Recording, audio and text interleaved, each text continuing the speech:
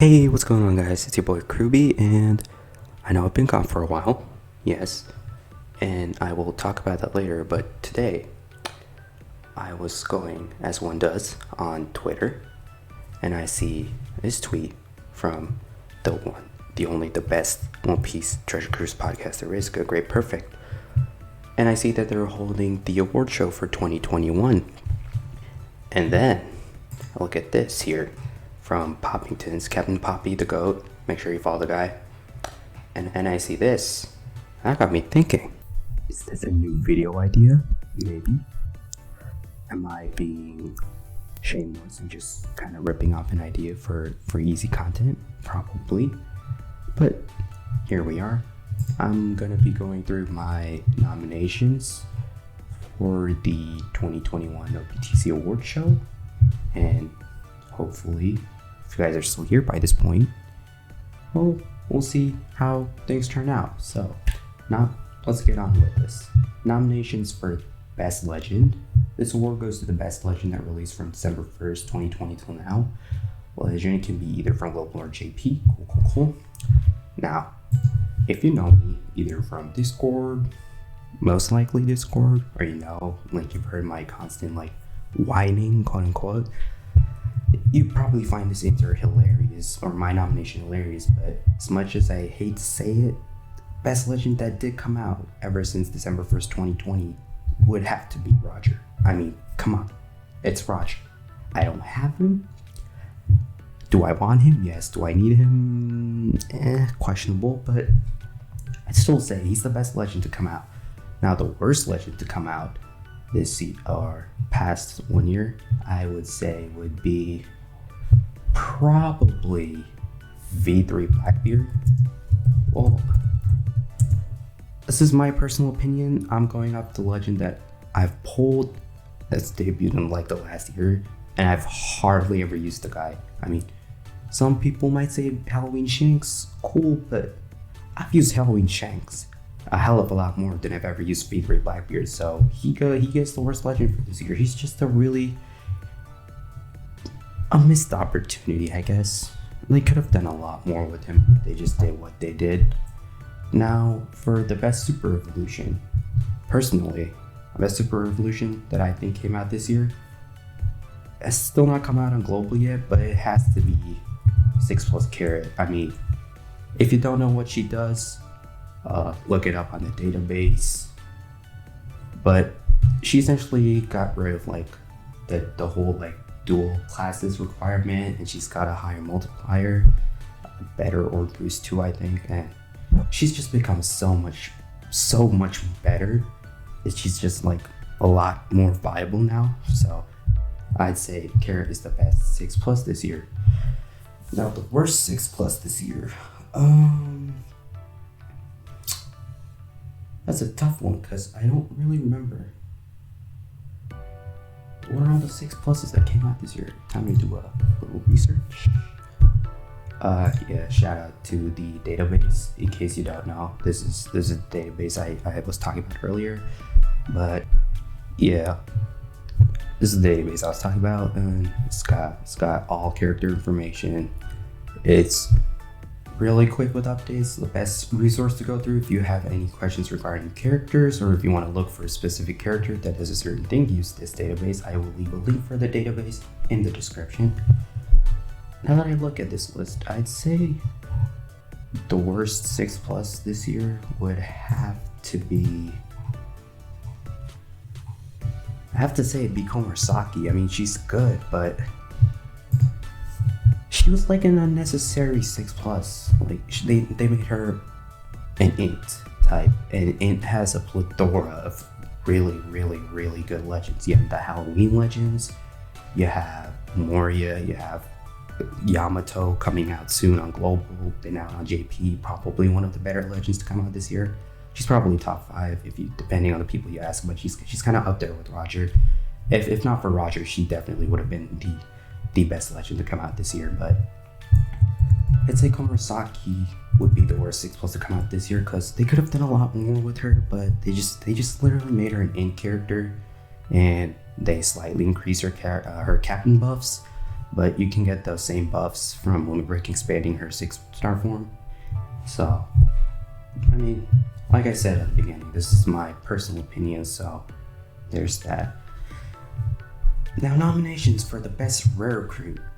That's gonna be rough, because there have been so many rare recruits to come out. Normal rare recruit, legendary rare recruit, pirate, festival rare recruit, treasure map rare recruit support, or Kizuna. I'd have to say, give me just a second.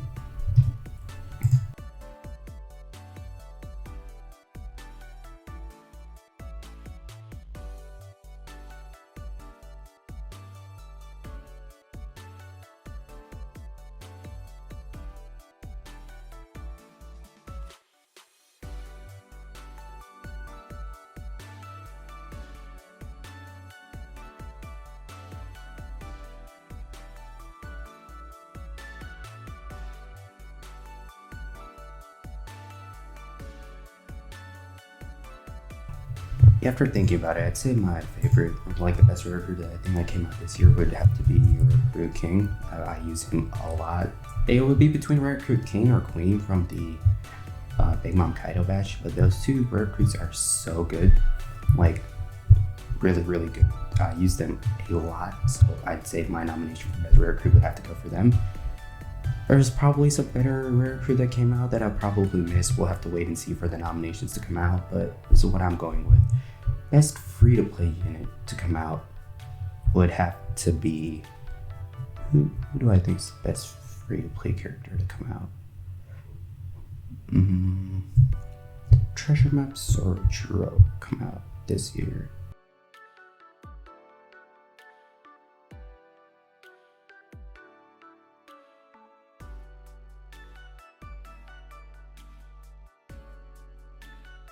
Oh, I think I know it. It has to be this dual character, Kaido and Big Mom, the worst ever alliance.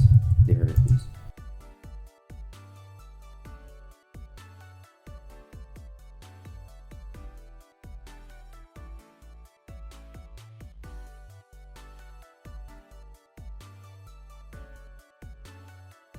Yeah, my nomination for best free-to-play character would have to be that. I'm not going off just like a free-to-play character I use a lot, because to be really honest, I don't use as many free-to-play characters for normal content as you'd think I would. I mostly use them if they're like point boosters for an event. So going bait purely off what they do on paper, they would have to be the best character that I would say would be the best free-to-play unit to come out in the last year. Now, best artwork, that would have to be Halloween Boa. Quick. If you haven't seen this Boa's artwork, I'm not sure how lenient YouTube is, so I'm not gonna show her artwork here. If you're really curious, just go to the database, look it up. It's my favorite artwork for this year, at least. Now, best ink effect. Aside from Legends choosing Treasure Map Zoro, alright, I forgot Treasure Map Zoro got ink effects this year. Yeah, my nomination for the best ink effect is it's Moria no contest. Most improved legend. This award goes to the most improved legend that released from December 1st, 2020 till now. This is for a unit that may have not seen a lot of use/play in the past, but as time has gone on, this unit has become more valuable or better in gameplay. Legend. I'd have to say, wait, most improved legend that released from December 1st. This is a tough one, based on how this is worded. This is a really weird question. We're going purely off units that just came out in the past year. I'd have to say,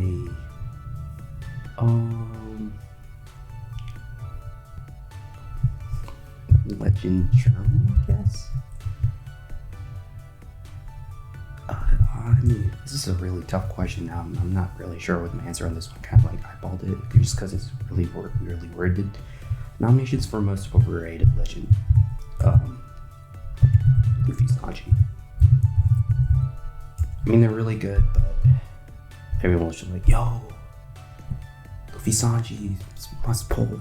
Maybe I'm wrong.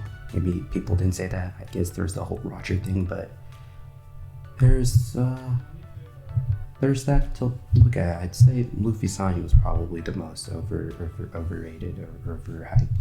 The most underrated legend from December 1st was, for a legend that was seen as disappointing, was actually a lot better than people think. For me at least, it would be V2 Rebecca. Purely because when I just looked at what they did on paper, I'm like, they can't be that great, right? 2 times attack boost, 2 times over boost, 6 turns of bind, special bind. Sure, they get rid of special bind with their swap and they give you like the whole chain multiplier thing. I was just like, it doesn't seem too good. But then I pulled them.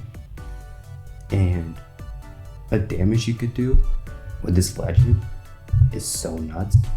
Especially if you have them paired with the other 2 Christmas legends that came out, Shirahoshi Minshiri and Sanji Cuddy. They're not needed, but those 3 together are super good. But V2 back, like Shirahoshi Minshiri were like, everyone knew that they're a really good sub. And Sanji Pudding's like it's a Kizuna legend. All of the Kizuna legends are pretty darn good. But V2 Rebecca, they didn't get as much respect on their name, at least for me when they first came out. But after pulling them, after extensively using them, I can say that they're a really good legend.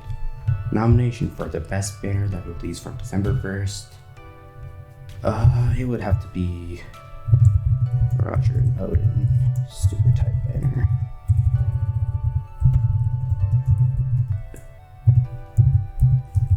Well, that would be New Year's 2021. Yeah, that would be the best banner. Sure, I didn't get Roger, but that was probably the best banner because it was such a high legend rate, so many good legends. The 1-gem multis were in there, rip 1-gem multis, hopefully they come back at some point. The release of Roger, which is like the best legend in the game, so you had a high chance of pulling him. Really easy to get to the guarantee. So I'd say that was the best banner to come out this year. I mean, there are banners that should be coming out going forward, but I mean, from what we've seen, banners seem to be following JP structure, and those structures aren't the best structures. So yeah, nomination for a favorite game mode. For the heck of it, say this. If you know, you know. If you don't know, you don't know. So I'll just leave it at that. Nomination for the best new update feature. This award goes to the best new update feature from December 1st, 2020 to now. This is for a feature that has changed OPTC for the better, for example, candy stacking, search bar, etc. I'd say it's a really underrated feature, but actually I'm gonna go with the search bar because that is made looking for things so much easier. Just looking for units, team building, especially for me, because I know what unit I want to use, but actually having to scroll through my box and looking for the unit is such a pain. So the search bar has been like a godsend for me in that feature. There's plenty of other great features like the new revamped power-up system, which I'd say is would probably be up here if not for the search bar and how much I use it. Plus I haven't really played around with that feature a lot yet, but I can see how that would be really good. Nominations for best moment of the year. This award goes to the best moment of the year. This moment can be a legend release, a Bandai mishap, a certain update, etc.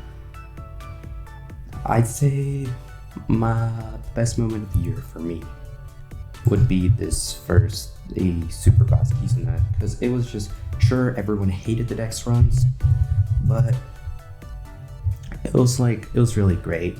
Getting your own alliance, talking to people, the communication, the whole aspect of you working together as a team, and all the new interesting ideas going out for team building, all unique ideas. I'd say it's probably some of the most.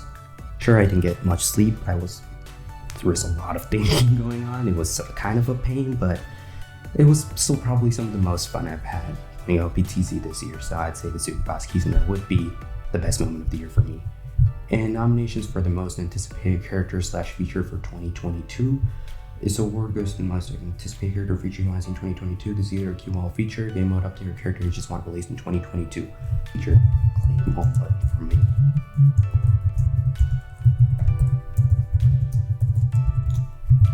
Actually, I changed my answer. This is the feature I want the most. It's just like so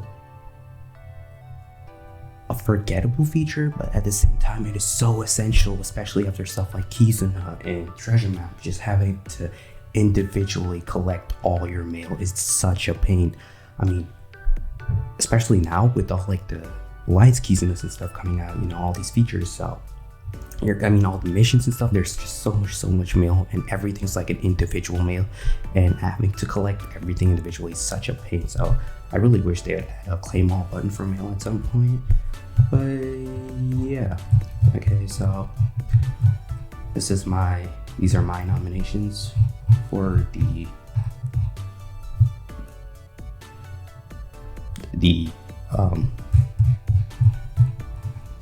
OPTC Award Show for 2021. And yeah, if you like the video, make sure to go down there, hit the like button if you're new here, press that big red subscribe button.